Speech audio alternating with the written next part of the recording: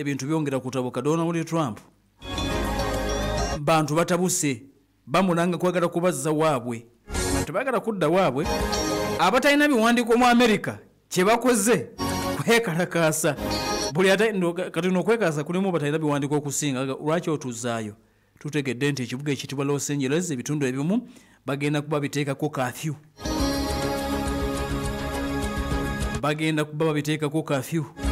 Ekibuga Los Angeles ekyokubiri mu bunene munda mu ggwanga lya America bagenda kuba bakiteekako kafyu okuva ku ssaawa 2 weziwera ssaawa 2 ez'ekiro ekibuga kino kigenda kugenda mu kafyu. Bizinensi ezisinga zigenda kulabika kandi ziggalibwa. Tutegedde nti abavubuka abagenda maaso n'okwekalakaasa bizinensi baziruutingawo kamala. Trump yasindise bakomande 2,000 ne bakyalembereddwa.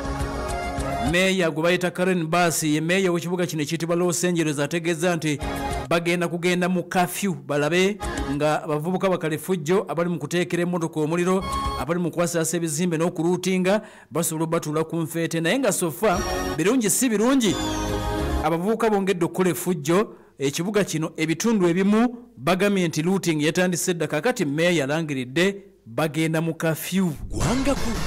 Gwanga ku gwanga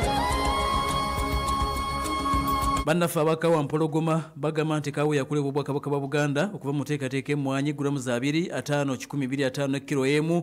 Omuzadde omwana muwe Kawe n'awagala obwongo ate naawe alina omukolo mwekwate onyumise omukolo musuubuzi osomunoonyako matundu agawerako okwetoola eggwanga gwe omuntu ssekinnoomu ate gwe omusuubuzi kuba ku noti 7 mukaaga 25 noti 7 85 mukaaga 18 ate nga Prestige Osajju wa Mulembe alimu ekiriisa kizimba omubiri abagenda ku mikoro mwekwate na mababeekeri akeekeza n'ofuna amagoba agabera ku maduuka ne supermarket ezikuli okumpi mu kikuubo ku kyapa General Enterprises opposite ne Nambusi Arcade ate